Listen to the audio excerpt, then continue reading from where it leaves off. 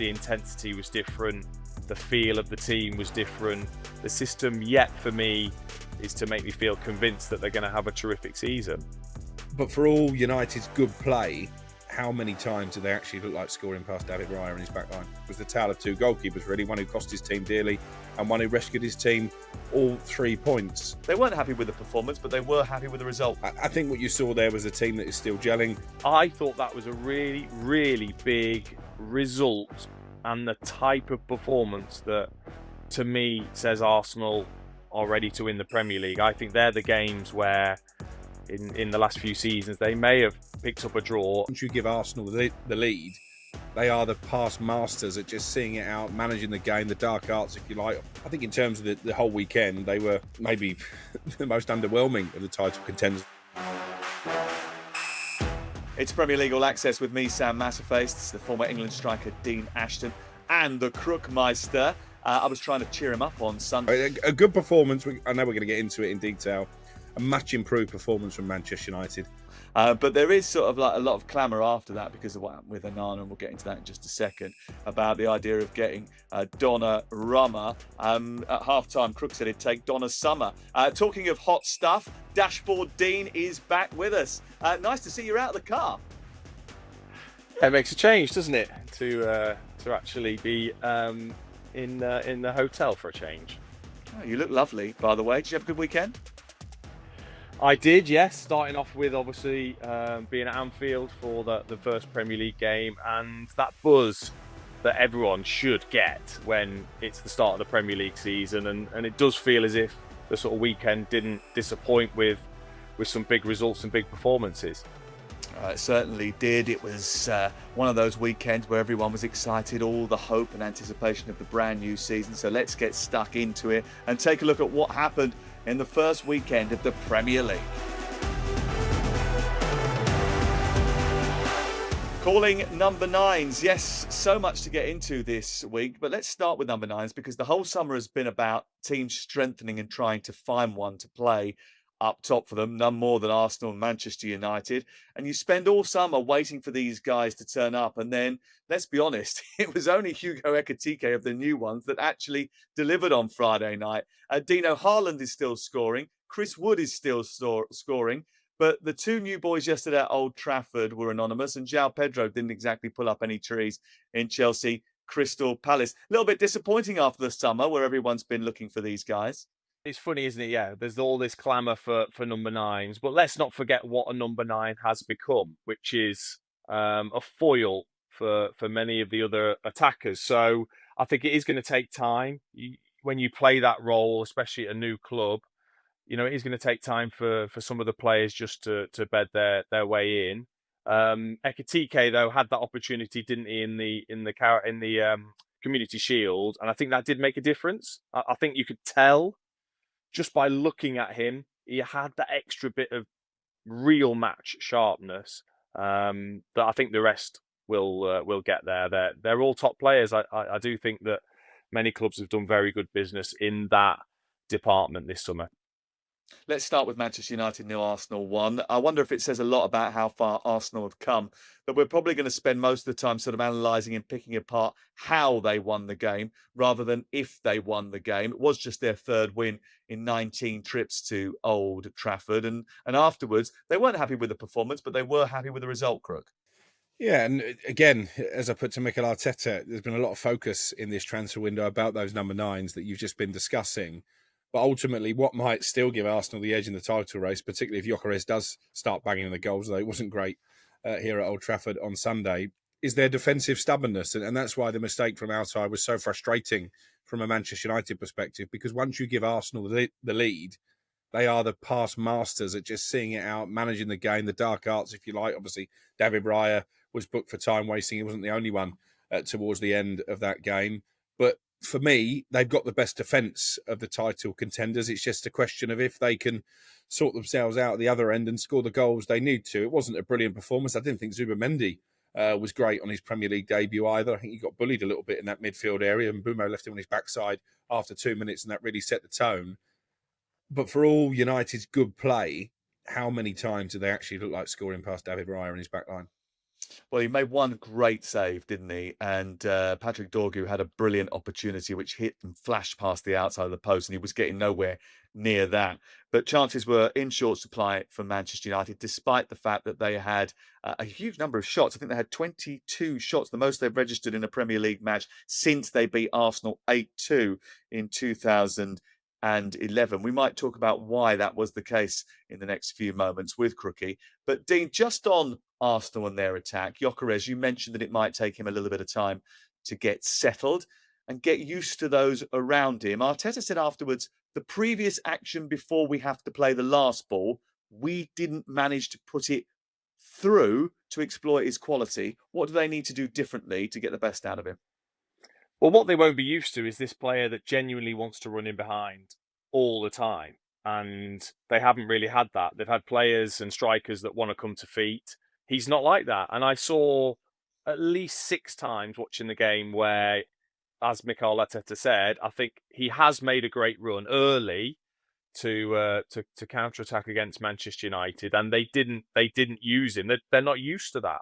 They're not used to it. Even the top players, when you're not used to that, will take a little bit of time to maybe then go over the videos, see where the opportunity is to use Gyökeres's strengths, and I'm sure that will become a lot slicker. They're too good an attack really to not eventually understand what he's after. And ultimately, for me, I thought that was a really, really big result and the type of performance that, to me, says Arsenal are ready to win the Premier League. I think they're the games where, in the last few seasons, they may have picked up a draw, whereas Liverpool and City have tended to win them when they've gone on and won the Premier League. I thought it was a really big result for them. Is that how you saw it, Crook? Yeah, in some ways, I think you said during commentary, this is the type of game that Arsenal would have drawn last season. Of course, they did on 13 occasions, only come away with a point. I think in terms of the whole weekend, they were maybe the most underwhelming of the title contenders, though Chelsea might have something to say about that. But I think what you saw there was a team that is still gelling. Gyökeres didn't look fit to me. I guess that's inevitable, having effectively gone on strike at Sporting and therefore missed most of pre-season. So he's going to take a little bit of time to bed in. But the options off the bench were strong, weren't they? Being able to bring on Jurriën Timber and Mars Lewis Skelly just to see the game out. Obviously, they've got other attacking options. Kai Havertz comes on and maybe had a good chance to double the lead after a mistake from Agate. So I think the squad is looking strong. Madueke as well. So I get where Dean's coming from. And as I say, defensively, I don't think you're going to find any teams in the Premier League who concede fewer goals than Arsenal do this season. From a Manchester United perspective, Dean, huge improvement from what we've seen previously, I think. At the end of the game, the players all collapsing on the floor. I mean, the work rate was excellent throughout the course of the game. I think that's got to be credited. Mount, in particular, first half was excellent. And Burmo and Cunha, superb throughout the course of the game. Dorgu played well, I thought, in the match. Lenny Yoro collapsed at the end of the game on the floor, as a few of the Manchester United players did, because they were spent. They gave so much energy, which is a bare minimum, but it's not something that Manchester United have been famous for since Ruben Amorim took charge. In fact, even well before that. But they didn't get on the score sheet despite all those shots I talked about. What do they have to do to connect that better? Not a lot more. I thought Mbeumo and Cunha were excellent, to be honest, and maybe just lacking that player in the through the middle, which Shesko came on, but again is going to take a bit of time. I just thought the intensity was different, the feel of the team was different. I think mentally, there's obviously been a slight shift in the summer, and I thought the first half in particular, especially the first half an hour, I thought they really, really tested Arsenal in terms of that intensity and the turnover of possession and the likes of Mbeumo and Cunha's run right through them. I just thought there was the positives there, but I'm just really struggling with that system and Bruno being in that position. I think that deeper role for him, he's willing to do the work. At one point, I think with a minute to go, he made a brilliant sort of clearance on his 6 yard, and I just don't feel like you're going to get the best out of him in that position, and yet he's your best attacking creative player. The system yet for me is to make me feel convinced that they're going to have a terrific season. Yeah, midfield still needs work for me. Ugarte came in late in the game, but I think they're looking for another option there, which is why they've been linked with Adam Wharton. I'm not sure they're going to get him in this transfer window. A bit like the story that was doing the rounds with Belieber. They're obviously on the hunt for someone to play in that midfield position, so Ruben Amorim is definitely aware of it. Crook, let's talk about the goalkeeper situation because Ruben Amorim didn't pick Andre Anana, even though he was apparently fit. Did pick Altai, who made a mistake. There has been links with another goalkeeper. Are they going to get someone else in before the start of the period where you can't sign players, the end of the transfer window?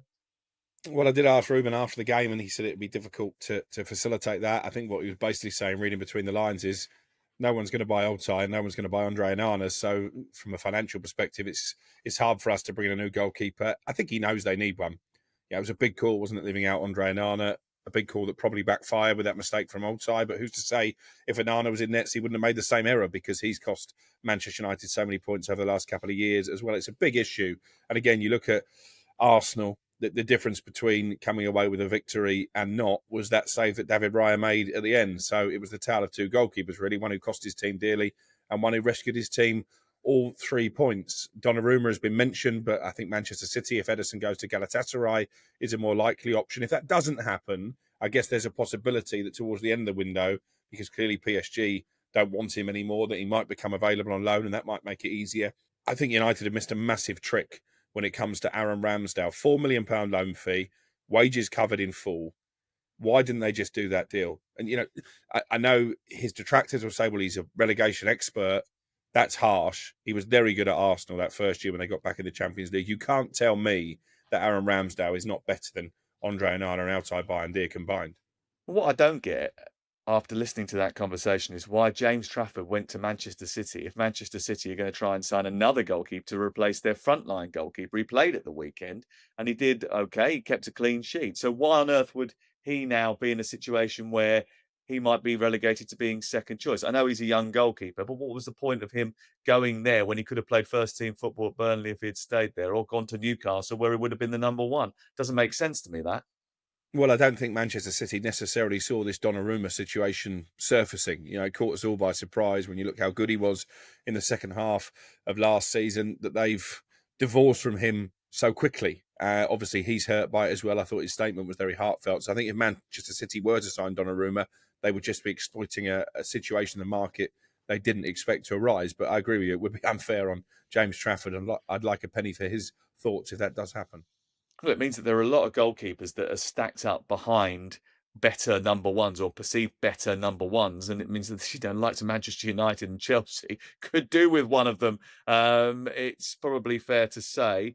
I do wonder though, with the Anana situation, whether or not Ruben Amorim just is a little bit in danger of alienating maybe too many players. That's might come back and haunt him. However, I must say, because of the culture at Manchester United over the last couple of years, his position will be, I've got to get this sorted. I've got to get the slate clean. I've got to drive this team forward, and I can understand that.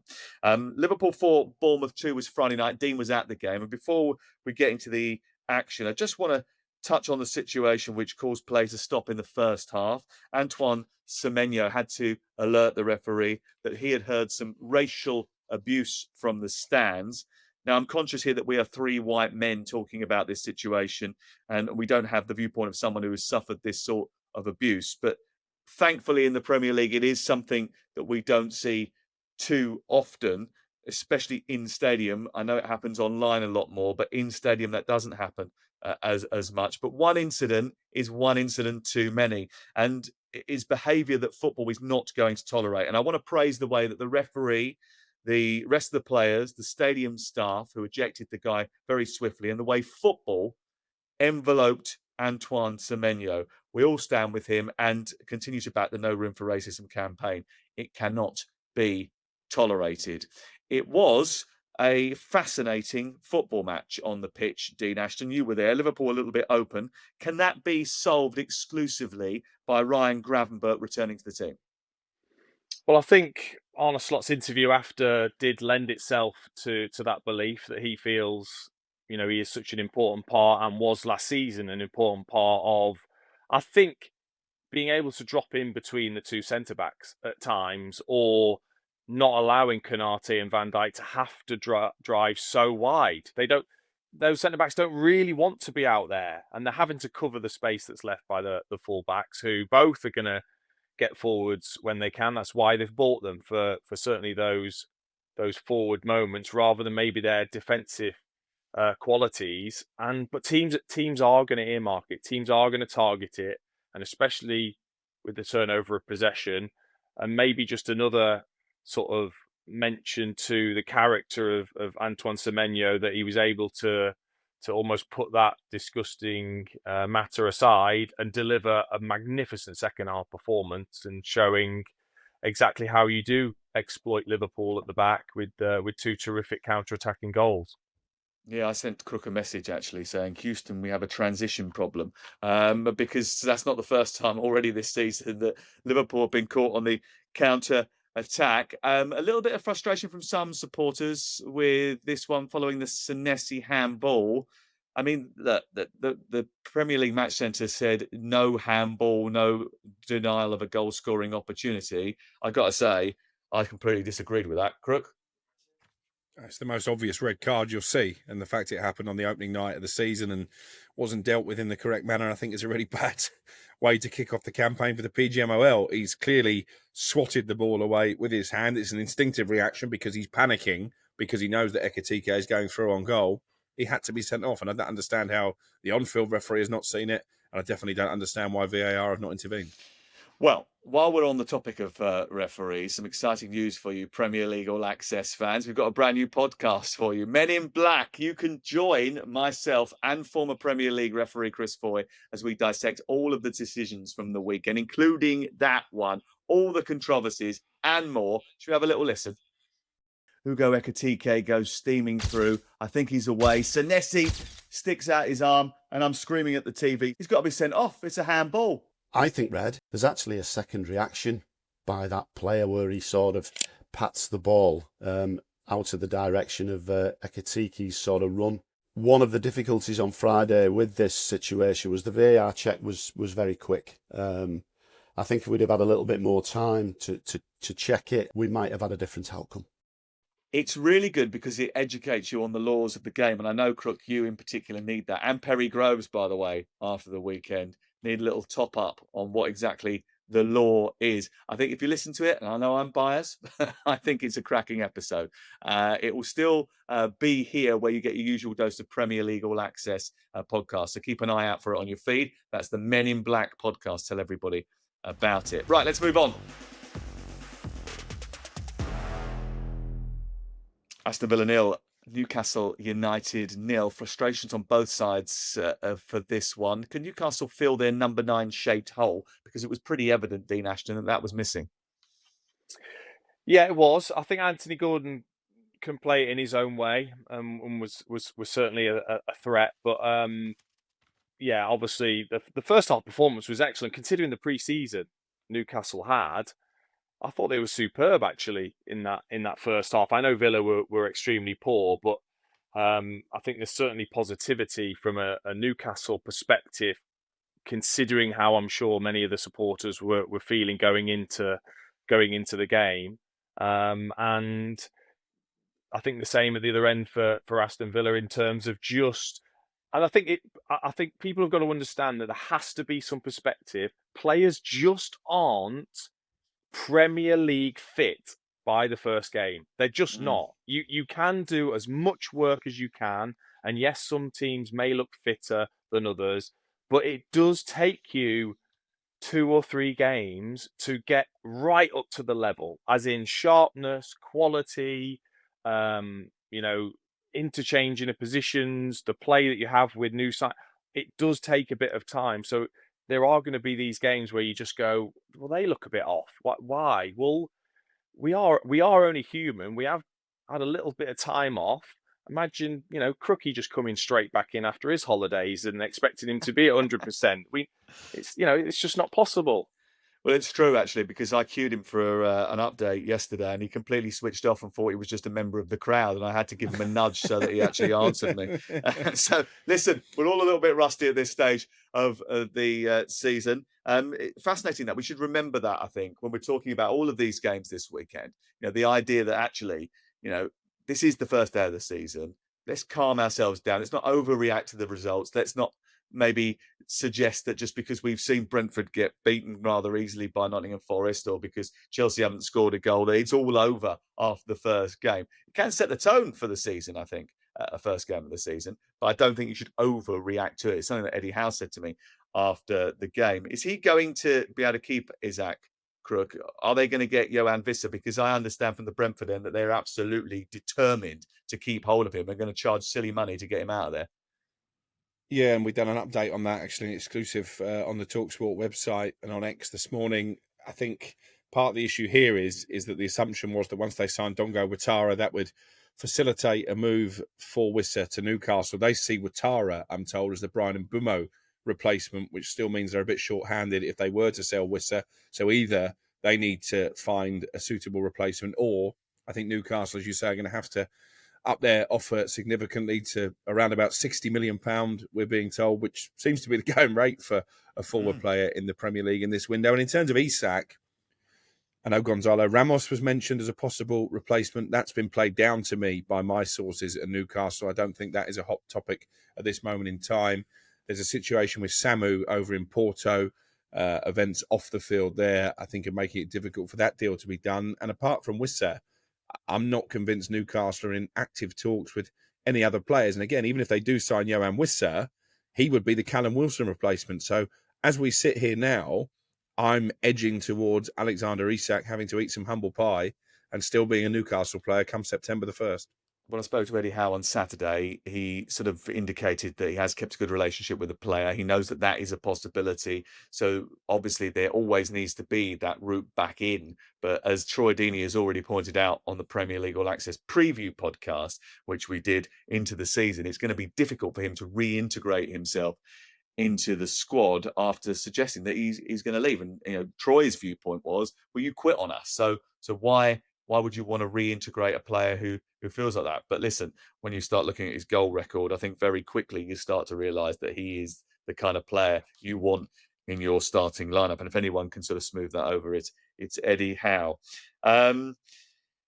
Passive Villa, I thought, in the first 45 minutes. I spoke to Unai Emery following the game. He wasn't too happy about that suggestion.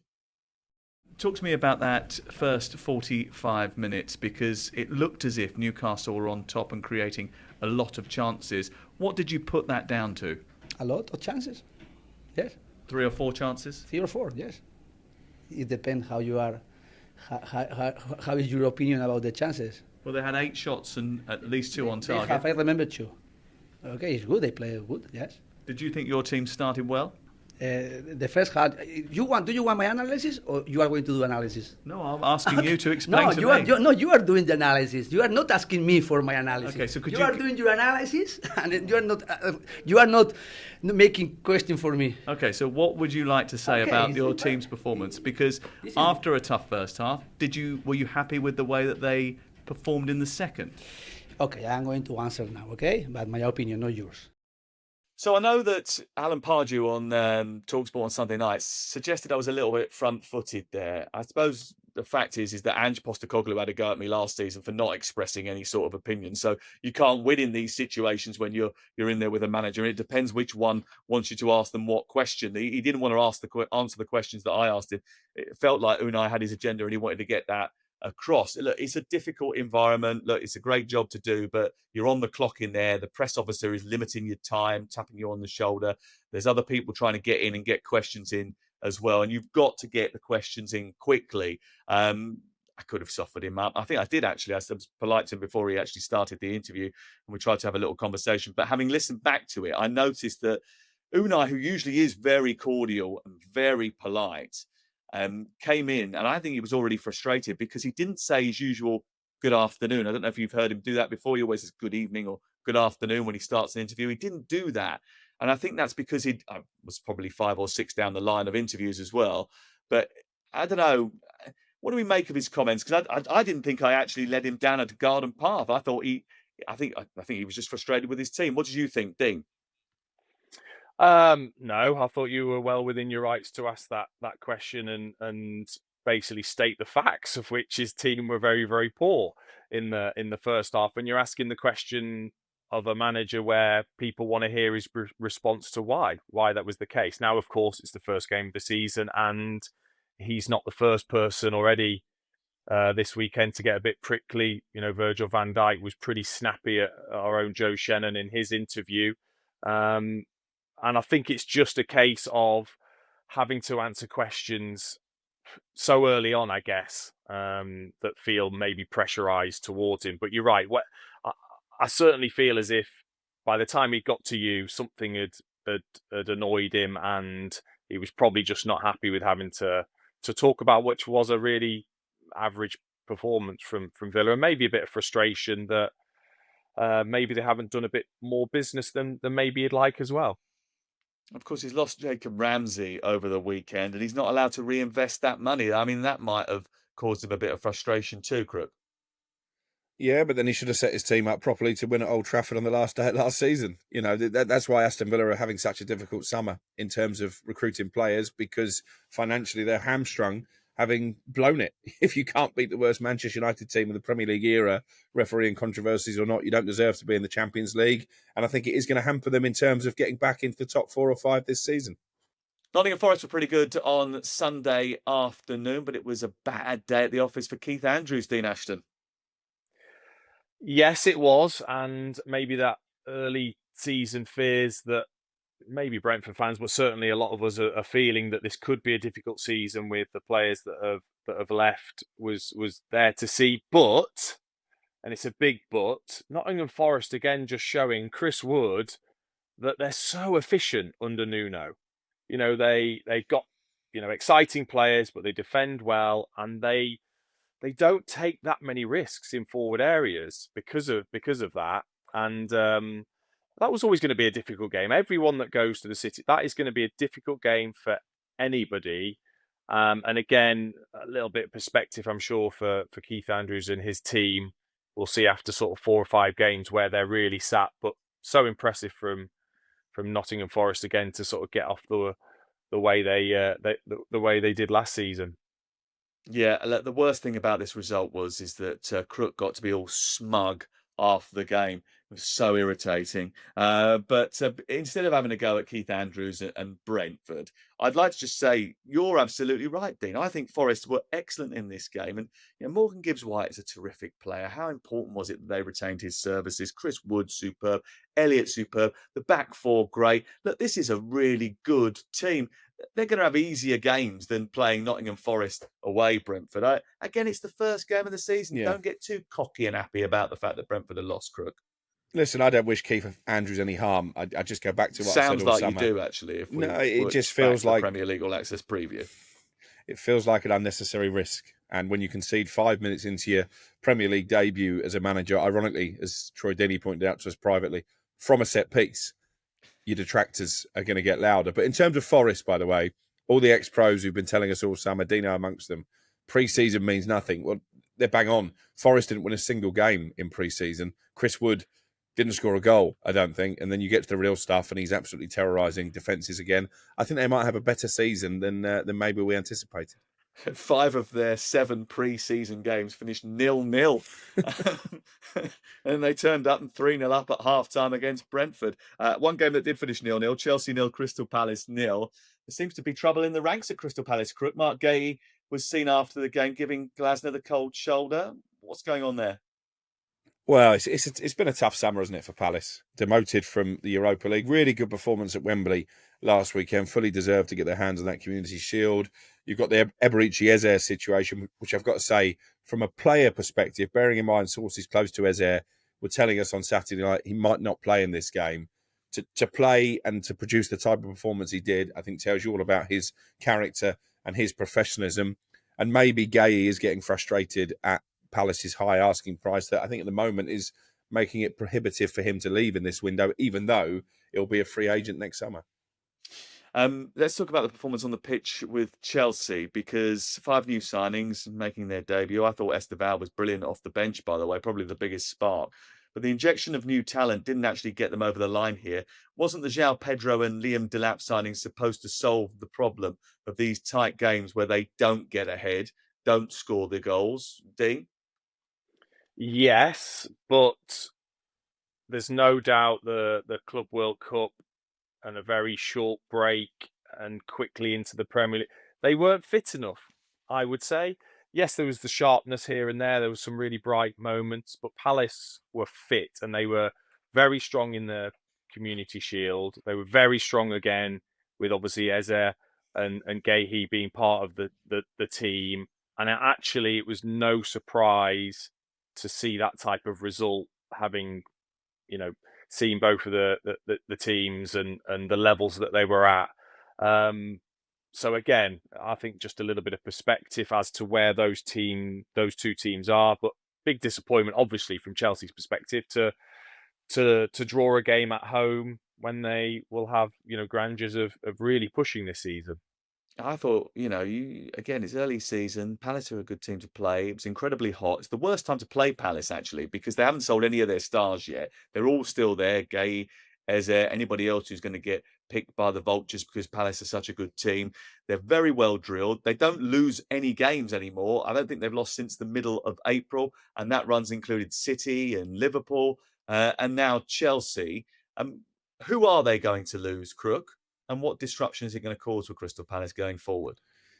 Well, we've been told all summer from people close to the hierarchy at Palace that ideally they only want to lose one of Gay or Eze, and I think probably in an ideal world it would be Gay because of the reasons I've already mentioned, rather than losing him on a free at the end of the season. But Steve Parish is a tough operator. That's why Wilfried Zaha ended up staying at Palace for as long as he did when other clubs wanted him, because he demands high prices for his top talent. And I think if Tottenham thought they were just going to walk in over the weekend and put in a derisory offer well under this £68 million release clause that Eze did have in his contract up until Friday and get the player, I think they're mistaken. And I think it was a statement of intent from Palace, not only to include Eze in the squad, but to start him. That was a message from Steve Parish to Daniel Levy. If you want this player, you're going to have to pay our asking price. Eze obviously wants to move. Personal terms have been agreed. We reported that over the weekend. But I think Spurs are going to have to pay closer to that £68 million than maybe Daniel Levy intends to. Yeah, don't underestimate how good a negotiator Steve Parish is. He owns 10% of Crystal Palace, but he's completely in charge of the whole club. That is an amazing trick to pull off. Eze did pull off an amazing trick. He scored a wonderful free kick, a violent free kick, but it was chalked off following a VAR check. Gay way too close to the Chelsea wall. Let's be honest, everybody forgot about that rule, didn't they? Including Darren England, Dean Ashton. It does feel that way. Yes, it was a nice reminder of the ruling, wasn't it, for us all?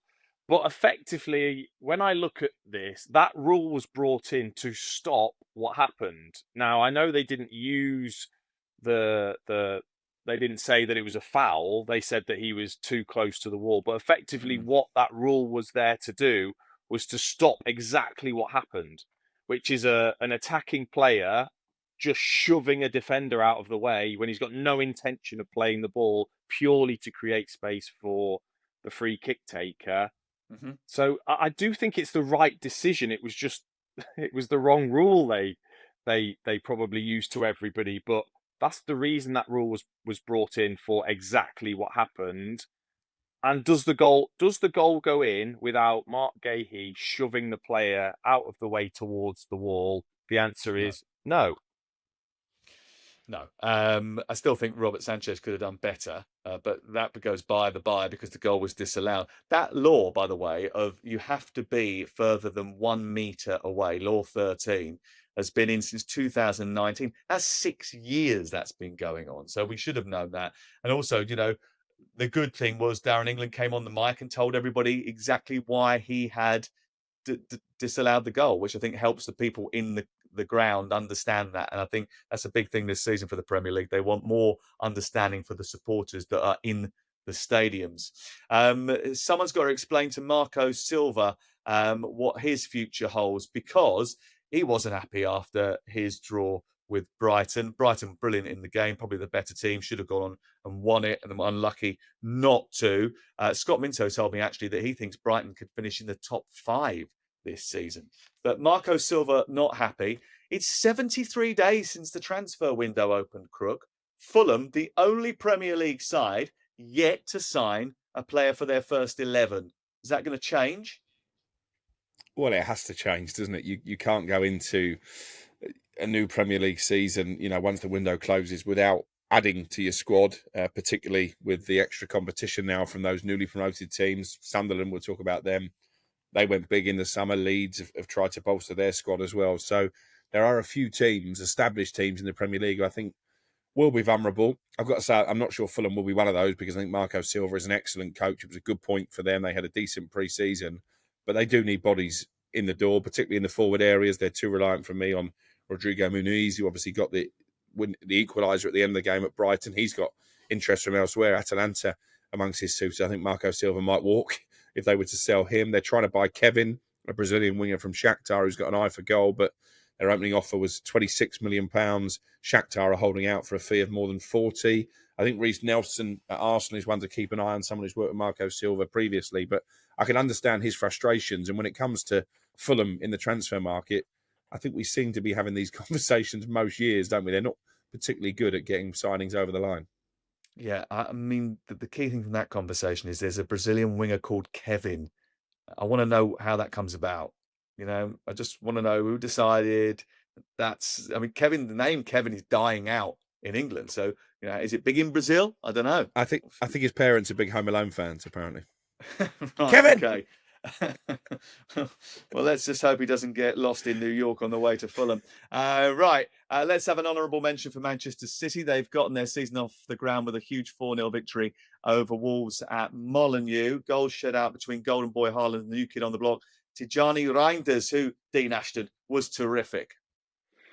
He was, wasn't he? I think the quality that he showed on his Premier League debut was right up there with what we've ever seen. I think coming into this league, and just looking so comfortable in that Manchester City midfield, and actually giving that midfield a much needed athletic boost that I think it's clear was needed from last season. Obviously, Pep doing a lot of business, last January, and being able to have that time to bed those players in already looks like they're fresher. There's maybe a new reset of the minds, some fresh talent coming in there. I thought they were superb. Sunderland 3, West Ham United 0. What a start to the season for Sunderland as they make their Premier League return. Crook and I were very strong on them beating West Ham this weekend, and they did that. I watched the whole game back on Sunday morning, Crook, and I was impressed with them from start to finish. I know Mickey Gray said he thought they were better in the second half, but I just think they unsettled West Ham from the beginning. Yeah, they had 2 really good chances at the beginning, West Ham. Bowen had one saved by Roofs. Good goalkeeping debut, by the way, for Sunderland's new goalkeeper. One of a number of good debuts. But Xhaka, brilliant in midfield. Diarra looks like a great acquisition.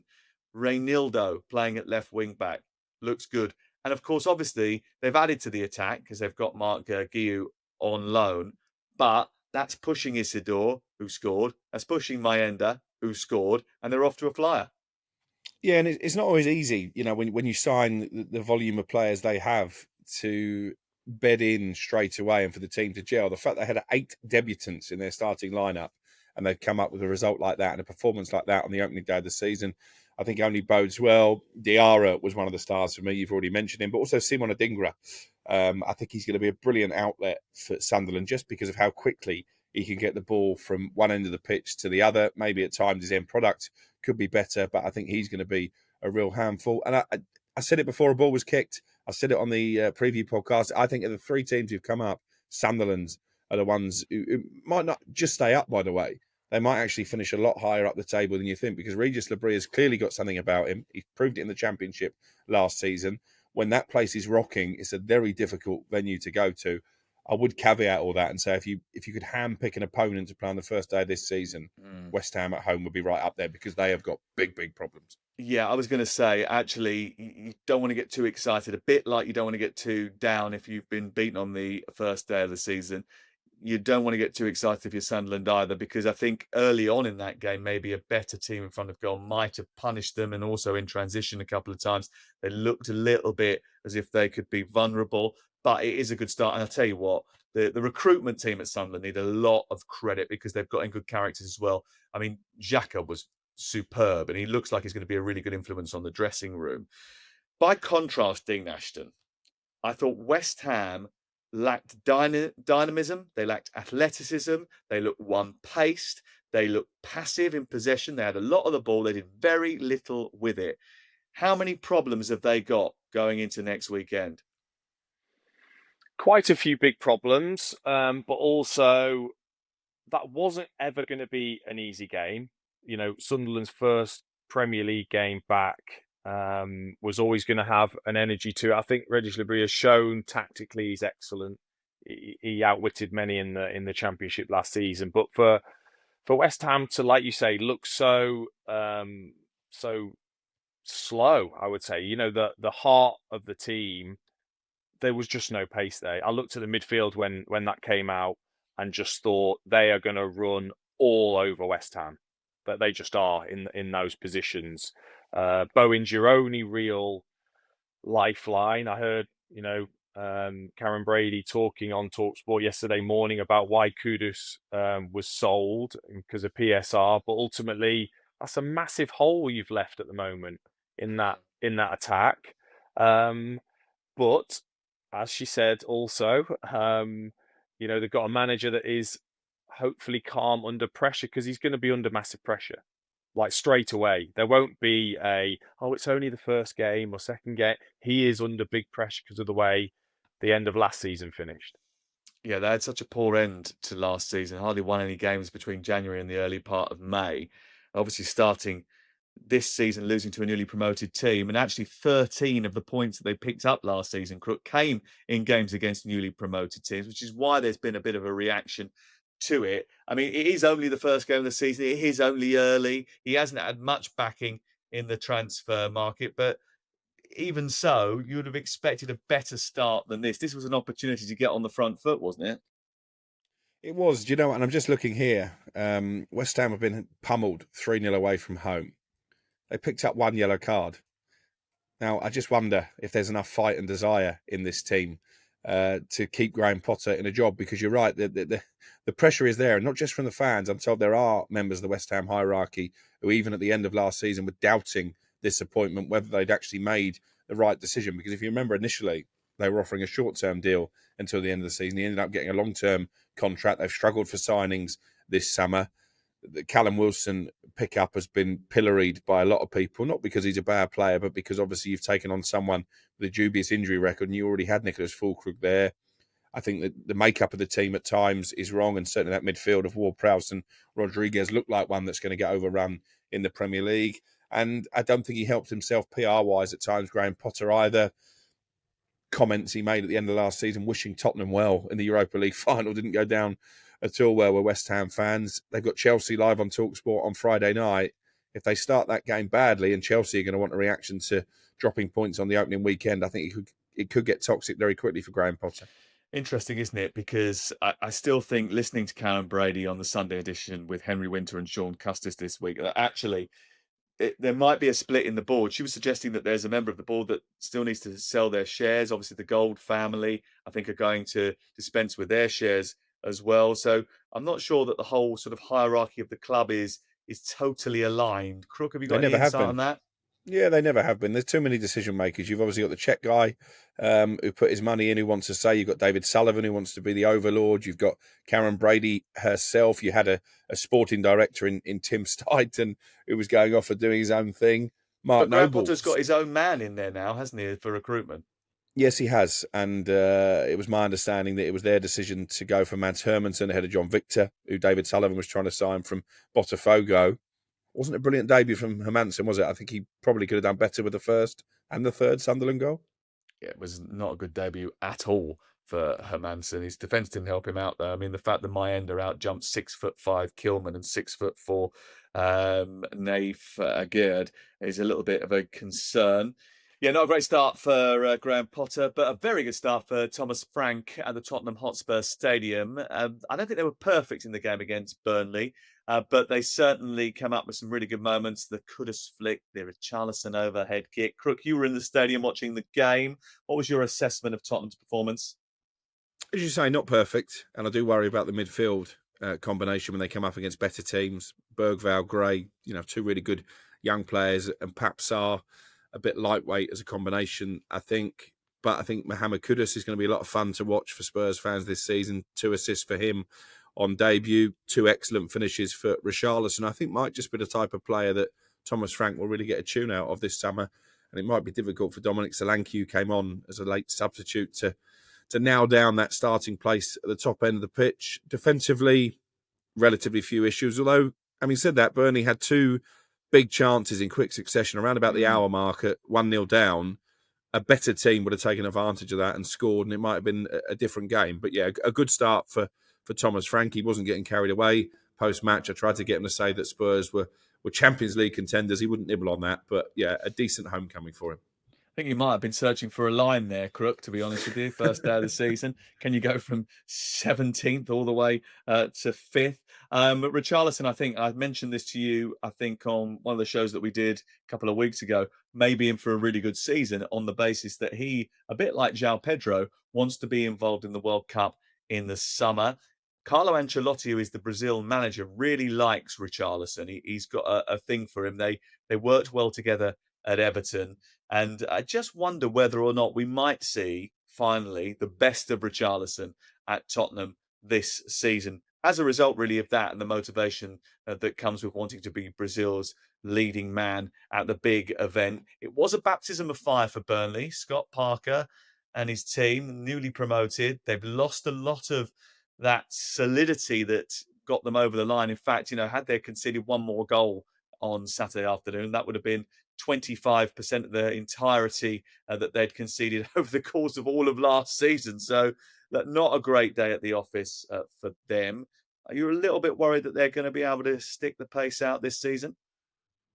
I think they'll finish bottom. I thought that before the ball was kicked, and I certainly came away from Saturday strong in that conviction. They conceded 16 goals in the whole of last season, and I think a lot of people were sort of grasping that and saying, well, they're going to be a difficult team to score against. Well, had Solanke scored a good chance at the end, decent save from Dubravka, they would have conceded 25% of the goals they let in last season in one afternoon. So they're not going to be able to bore their way to points in the Premier League. They've not got enough going forward. For me, I think it's going to be a very long season for the Clarets. Well, the good news is that you've started the season exactly how you finished the last season by repeating exactly what I just said previously back to me, which is great. I mean, it's good. I'm pleased to see that you're listening and not doing something else instead of concentrating on the Premier League All Access podcast. Luckily, Dean Ashton did. Thanks to him for joining us today. Thanks to Crookie for almost listening to some of what we said. We've got live commentary on Friday night, West Ham against Chelsea from the Premier League, plus Derby Bristol City from the Championship. Saturday, live commentary from Manchester City against Tottenham. That kicks off at 12:30. What a big game that is at the start of the season. We're round the grounds with Adrian Durham, Troy Deeney, Matt Murray and Mickey Gray from 2:30. And Sunday Game Day Live comes from the brand new Everton Stadium.